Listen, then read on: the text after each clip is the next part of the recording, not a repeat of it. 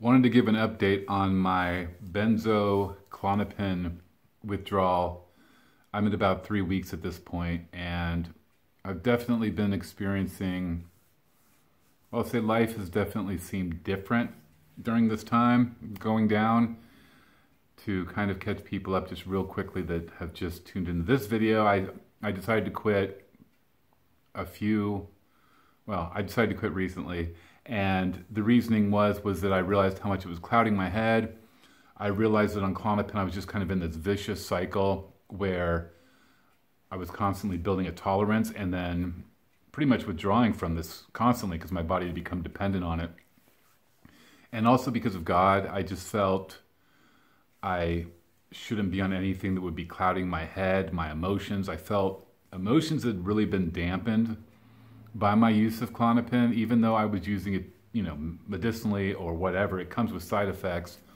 And one of those that I noticed was I just had this general apathy, I think. I'm a very emotional person, and while it can be a curse, it's also a benefit, especially with trying to help people through my channel. So I want to be as God designed me. So I want to be free of substances. So through that realization is, and people writing me and mentioning my Klonopin use, I decided that I was going to start the long process of weaning off of it. And my hope is to just be basically med-free, substance-free here soon. I went through drinking, and marijuana use, different drugs, whatever, and cleaned up off of those, as well as kratom recently. So I'm just trying to experience life as God created me to experience it. So I've been starting a wean down process. It's been, I guess, about 3 weeks now. And it started with, well, it's actually been longer than that, because when you go back in my history, I was written a prescription for 2 milligrams of Klonopin. And I would take, I've taken that for like 15, maybe even 20 years. My memory is horrible, which is another problem with the Klonopin, is my memory is just shot. People will tell me things and be like, were you not listening? I'm like, oh, I listened. I just don't remember anything you told me. So over the 20, 15 years or whatever, I've taken 2 milligrams. And then recently, through using supplements, which I want to mention in this video, I found I was tired a lot of the time, so I started just automatically going down on my Klonopin and went from that 2 milligrams just to 1 milligram pretty easily. It wasn't too much work, just because I was so tired. It felt like with these supplements that the Klonopin was almost too much. And then from there, what I have done now is I've made 2 cuts. I've made, from the 1 milligram, I made a small cut at 10%. I waited a couple weeks, and now I'm on the next cut, which is another 10% of that. So my scale that I use, I have a video on here about my scale, but it's weird. I don't know why, because if I'm using 2 milligrams, I believe that it should weigh that I'm at 2 milligrams, but it's like at 0.170 for a full pill, which is supposed to be 2 milligrams. So my math is a little off, but at this point I'm taking 0.080 or something, I think is what it is. I guess the numbers aren't as important as just knowing that I've been going down in increments about every 2 weeks. And what I have discovered is that the first night or two of the cut is not too bad. Like, I don't notice much of a difference because of the half-life of Klonopin. But it's after that's kind of worn off in a couple of days, and generally I find that on the 5th and 6th day, and a friend had told me that was the day you notice it the most. On the 5th and 6th day, I really feel like the full brunt of the withdrawal that I think I'm going to feel. After day 6, going into day 7, it starts to kind of mellow out. Today is day 7 or 8 of a recent cut. And yeah, anxiety is bad. I'm like down here, I'm like rubbing my hands down below the camera. Anxiety is bad. I've noticed more sweating. I didn't like really sweat recently. Not that I go out and run around or anything, but I haven't really sweat much. I've started sweating, just chilling, just from anxiety. Heart kind of racing, and these horrible headaches and like eye pressure pain that goes on, and just more fearful definitely of situations. when I do have to go out and do something, I'm definitely feeling like and the fear comes back in me of when I used to have panic attacks, because that was always, I have social anxiety, so one of the scariest things to me was having the social anxiety, worrying about what people think of me in public, and then the fear of having a panic attack and just losing it. And I've had panic attacks at points to where I have lost sensation in my arms, and my vision has gone like out, like they've been bad, and that's been on Klonopin as well. So there's that fear. Thankfully, I haven't had a panic attack episode yet. I've just had kind of a constant anxiety going on. But yeah, there's that fear going with that. And in the past, I had seizures, so there's that fear as well with that. And that's why I'm going very slow with the Klonopin withdrawal. When I did the Klonopin withdrawal and ended up having seizures, I just went cold turkey. I was basically, this was a few years ago, I went cold turkey and I drank. That was what I was going to try to do, was I'll just drink this stuff through and drink it off, and I ended up having really bad seizures. So not going that route. Recently I quit Kratom, which is one substance that a lot of people do use for Klonopin withdrawal, and people have asked me in my videos why I'm not using it, or maybe I should just use it. I've considered it. At this point, I mean, I have some left. I would like to be a little bit further away from the Kratom before I start using it on occasion, because I do want to make sure that I'm not on it on a regular basis. And maybe that would be something I would use on like a 5th and 6th night when I have my hardest time, use it on those nights to help with that anxiety that kind of peaks. As long as I could do it in a way where I don't have, it's not like going to be a consistent thing where, oh, I have to use this again. That's definitely, I got away from it for that reason. So if anything, it would be on day 5 and 6, but I'm going to wait a little bit. I want to see how far I can go. And if I can, I want to do it all naturally. Well, not the Kratom's not natural, but I want to do it without the aid of other substances outside of any like addictive substances, I guess, because I have been using 2 actually. And the 2 that I'm using, I did want to discuss in this video because they have been really effective at helping me be able to go down. I'm actually using 3 substances because one supplement has helped me go to sleep at night. That was my biggest problem with going off the Klonopin, is I used to take my milligram or 2 milligram dose in the evening, like an hour before bed. And it was like, oh, good night. I would lay down and just go right to sleep.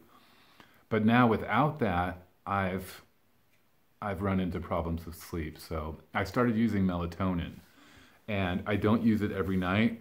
I notice if I use it for about 2 nights, by the 3rd night, I'm kind of on a good sleep schedule.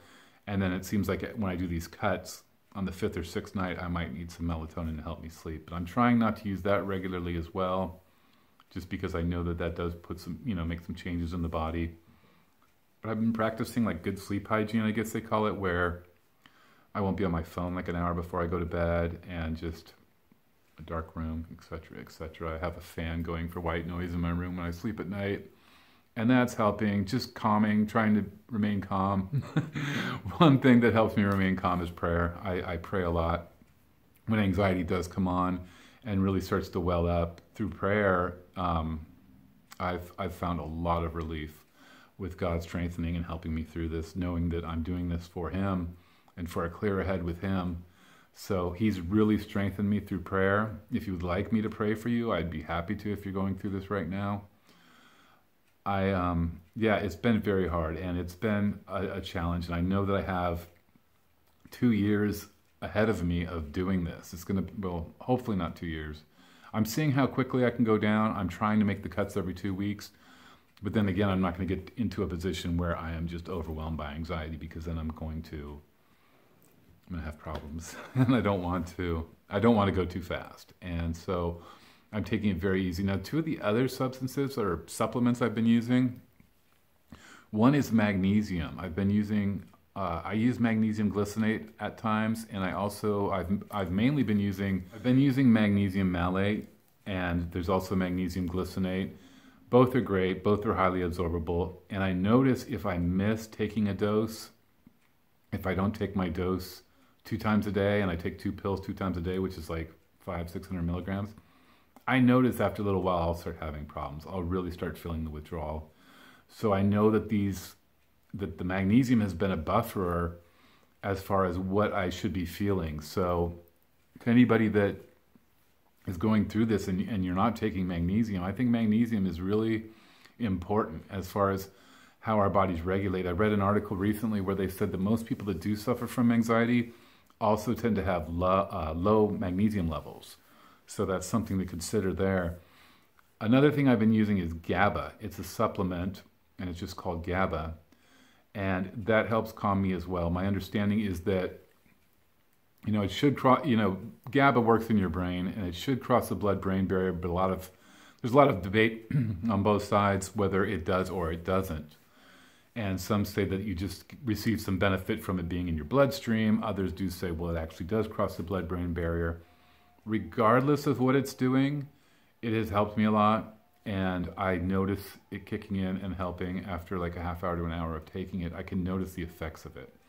So one thing I would like to try and I would recommend is L-theanine. I've used that in the past. I know that that helps increase GABA production in the brain, so that's the direct way to go in. I don't have the money right now to get some, but when I do, I will get some of that and report back to you guys. I have some GABA laying around, and that's why I decided to start using it now. And then I'll always take magnesium. So, and I think that's why I was able to go down from 2 milligrams to 1 milligram without really trying. So those two supplements are huge as far as what I've been doing. I'm thinking about experimenting with CBD and seeing how that works. And seeing, the price just is so high, it's pretty much priced out. If people are donating well, if you guys want to donate in the link below, if people are donating well enough, I can afford to try that, and I would like to be able to report back and let you guys know how it works, and find a good company. Maybe that would be another stream of income on this channel, is to offer CBD that works for this, because I know that a lot of people are finding that they are really able to just having a lot easier time with CBD. My mind isn't working that great. I was going to say something else, I guess, or along those lines. I'm just going to shorten it. But CBD, yeah, I've heard a lot of people having really good benefits from it, and that it's really helpful in this. And, I don't want something that's going to cloud my brain. I quit marijuana use, so I don't want something that would affect me that's psychoactive. I want something that just gives me the benefits of it. So I'm thinking about that down the road if donations pick up. One other thing I needed to do was I read about this and I didn't take it to heart, I guess. I'm taking Klonopin, and they say if you're quitting Klonopin that you should look into even a longer acting benzodiazepine to do it. But I've found that, I don't know, that's like I have to talk to my doctor and stuff, and it just sounds like a lot of work if I don't have to. So I'm trying to find ways around that, because I have a huge supply of Klonopin that I would like to just use that, and if possible. If not, and I start running into more trouble, then I will look into something else. But for now, what I found that generally I would take my one dose in the evening before bed, like an hour or two before bed. And I kept finding that after like a certain point in time, like I would take it at 11 o'clock at night, by like 6 or so the next day, I would have, the headache would come on, all the withdrawal symptoms would come on a lot stronger. And I was realizing that my dose had wore out. So I've read about this, and this is what I've tried now, and it's today is day one of it, is splitting my dose. And instead of taking my 0.08 or whatever milligrams at night, I'm taking 2 doses of 0.04 spread out twice a day. I take one in the morning when I wake up, and I take one in the evening. And I've been sick lately, so I already have a pounding headache, but I feel like my anxiety might be better. This is better. I feel like my anxiety might be better right now than it normally would be during this time of day. And even though it's still pretty bad, but I think maybe there is something to splitting the doses into and taking two independent doses throughout the day. I just kind of like that one chunk of dose in the evening that would help put me to sleep. But I have the melatonin for that, I suppose, and the GABA does help with that as well. So I'm trying the splitting of the doses, and hopefully that's going to help things and even things out. So throughout the day, I don't have this 6 o'clock, like, oh man, like anxiety is bad all of a sudden type feeling every night. which that gets old. But I know that I'm going to have to be in for a long haul with going off of this, but I keep reminding myself of the benefits of going off of this stuff. And to anybody trying to, like, man, there's so many benefits to getting off of it, and just allowing your body to realign, like balance itself again, so it's able to work without something like Klonopin. There's that fear in my head, and this is probably anxiety talking, but it's also sensible, is that if something happened where supplies were interrupted and I couldn't get Klonopin, like, you know, I live in California, if we had an earthquake and I couldn't get Klonopin, like, that's troubling, that's scary, because I know that I would die without it. So it's life or death, and it's serious. And I feel now, while I can control that situation, is the good time to try to go off, and also just to regain my mental clarity, to stop forgetting everything. Having people say, man, you're just not listening to me, when I am. I just don't remember anything you've just told me. It's not that bad, but it is pretty bad. And I've noticed after, as long as I've used it, it's progressively gotten worse. So I definitely want that back. I definitely just want to feel the full breadth of emotions that, you know, we have as humans. And I think that will improve my connectiveness to God. You know, spiritual, I feel like it interrupts the spiritual, you know, sorry, my cat's clawing down there. But that's about it for this video, guys. That's just kind of an update, and trying the 2 times a day out. And yeah, just going through the motions and trying to figure this out, so that whatever information I learn, I can try it, and then I can pass it along to anybody that's going through benzo or Klonopin in particular withdrawals, so that they might have an easier time. I'll be your guinea pig and try to figure this out and see if there's an easier way. But yeah, prayer is huge. Magnesium is huge. GABA is huge. Not gabapentin. I do take gabapentin. I have a prescription for that I'm getting off of, but I don't want to use anything like that. I'd rather just use something that's natural. And if I stop taking magnesium or GABA, I'm not going to have a problem. So that's where we're at. I guess the 3-week mark, guys. And I appreciate everybody's support, everybody watching my videos, and everybody that has donated money, everybody that has bought a t-shirt, everybody that has commented, liked, subscribed, all those things, guys. I appreciate you so much for all of your support, all of your encouragement. And if you do have any comments that might help other people that are going through benzo withdrawal, please pop them down below. And that way I can learn from it and share it with other people, plus people reading the comments can get that help as well. And it's a great source for being able to help one another here through this channel. It's just awesome that we're able to do this with YouTube nowadays. So I can already sense I'm starting to ramble, so I'm going to end it there. But yeah, if you haven't subscribed already, please subscribe. I'll be continuing to make updates. And yeah, that's it for now, guys. Until next time, God bless.